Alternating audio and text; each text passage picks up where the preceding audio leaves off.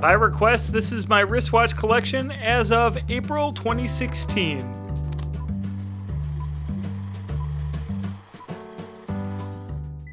If I had to summarize my watch collection philosophy in a nutshell, I might quote Hunter S. Thompson and say, buy the ticket, take the ride. Watch collecting for me is not a super serious, super focused affair. I don't think you get special knowledge credentials for having the top pieces that are available. I've basically chosen pieces that I just think are interesting, coming from a variety of different parts of the market in horology, which is a huge market, and so I have quite a bit of variety. There are definitely some themes and some pairs that you'll see here, and definitely some of my preferences that are going to get played out. So I do hope that you enjoy as I go through each one of these watches individually. And I'd love to hear about your top watches as well in the comments below.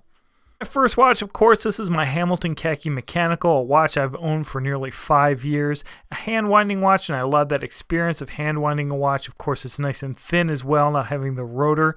It has a classic style, but a modern double-dome sapphire crystal, a nice modern size of 40 millimeters. It's a watch that I've worn on tons of special occasions, as well as every day. Looks great on a variety of straps. Just an awesome go-to everyday watch. Up next is my Omega Constellation, the only true keeper vintage watch in my collection, and I think it's a nice complement to the Kaki, a little bit more formal but still versatile. This is an earlier reference of the Constellation, reference number 285211SC if I've got that right, and this is with the 505 automatic movement, a fantastic movement, very pretty, and it's a watch that's a little on the smaller side, 35 millimeters, but I'll be honest, I'm definitely gravitating towards that size lately. But for sure, on the other hand, it is easy to shrug off the size of this beautiful Seiko Diver. This is the SRP 775, the new turtle reissue, and let me tell you, the hype is real with this watch. I was able to snag this watch for around $230 on eBay, which is just amazing. Being from the Prospects line, it's got a really nice bezel. I feel like the quality of the printing on the dial is a significant improvement too over the SKX 009. For me, the 4R36 movement is also a great improvement over the 7S26 because it hacks and hand winds. Long-term subs know I absolutely love my mechanical chronograph, so I was super stoked to get this Sinn 103A SA chronograph in my collection with the fairly uncommon panda dial configuration. A great looking classic contrast thanks to the subdials. You'll notice a beautiful double-domed AR-coated sapphire crystal. This case is also made by SUG, which is one of Germany's premier case manufacturers. They make cases for a Lange und Söhne, and in this case, it makes the watch very technically proficient. It has a 200-meter water resistance thanks to its threaded crown and pushers, and when those pushers are unthreaded, operation of the chronograph is really pretty impressive. It's very crisp, very easy to operate, compares very favorably to Swiss chronographs that I've previously owned, and definitely it's a watch that is confidence inspiring, a true tool watch. It's a little on the thicker side, which makes it look great with thick straps, which I like. On the back, the 7750 movement, which is appropriately unadorned, is displayed with a beautiful double dome sapphire crystal. Overall, Sinn is a somewhat overlooked tool watch brand, but in terms of quality, they are amazing compared to any other tool chronographs in the industry. Another off-the-beaten-path tool watch that's made its way into my collection is the Seiko Alpinist, a very high-quality watch with a very similar historical story to the Rolex Explorer. It features a very high-quality 6R15 movement, and it's just kind of a nice contrast to my Hamilton Kaki. It is definitely a high-quality watch with some interesting features, such as an internally rotating bezel.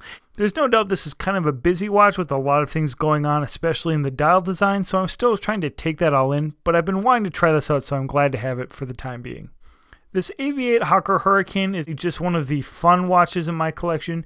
Zero pretensions. I really like how Aviate is just kind of riffing on aviation themes and doing unique things with their watches. This is a totally unique model from them.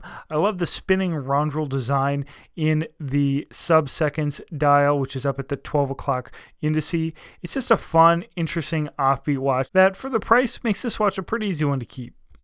A more slightly ambitious Aviate that I have in my collection is this amped up Flyboy, basically taking their classic pilot style and making it into a big pilot style with a bold bronze case. So this is just kind of checking off some boxes for an alternative material style case and the big pilot style, which I love, but I would definitely never spend big money on to get a big pilot in my collection.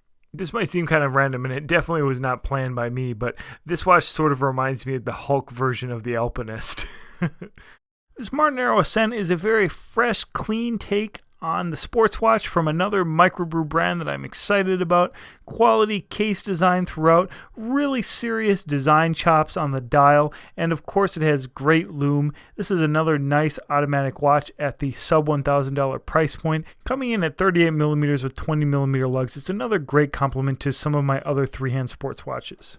Pretty drool-worthy vintage piece I just acquired from EDC Gunner, which is a great YouTube channel, is this Oris Star. It has just a drool-worthy faded painted bezel, awesome patina on the dial. I could see myself collecting a lot of vintage watches, even though it's very easy to get burned. I think this one is pretty much all original though, and man is it nice. Definitely on the smaller side, but such a beauty. Speaking of patina, this is the SKX 009, my Wabi Sabi SKX. This is a watch that I have some sentimental attachment to, especially because I felt like the video that I did on this watch was kind of a breakthrough video. If you haven't seen it, make sure to check it out.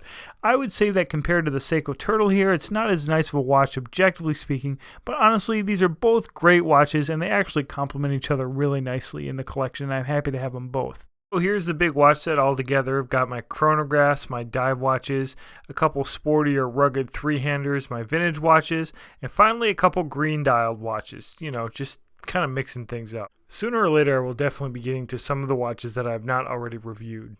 Believe it or not, I have a second watch box. I'm not going to be covering all these watches equally. For example, on the bottom right-hand corner here, that's my boy's little swatch. That's his first watch.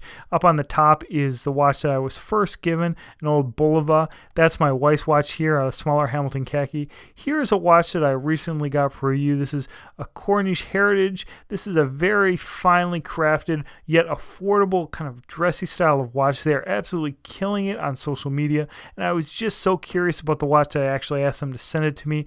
I honestly have some kind of complex feelings about it, so I'll be reviewing it shortly. Here's a watch that I get constant requests for. This is the Seiko SNK 809 Seiko 5 military style of watch. Of course, it makes sense for me to feature it on this channel. This is basically the gateway drug for automatic watches, and you can find them for around $50. Very good value. Here's my only pocket watch in my collection. This came with the Oris Diver. EDC Gunner surprised me with this watch, and it's a great gift, and it's actually the only one of its kind in my collection, so I'm kind of excited to have a pocket watch now. Here's a bonus shot for folks who made it this far, loom shot of my main box. Definitely the winner is the Seiko Turtle. Second place probably goes to the Sinn 103. Third place probably is a wash between the AV8 Flyboy, the Alpinist, and the Martenero. Well, that's all, folks.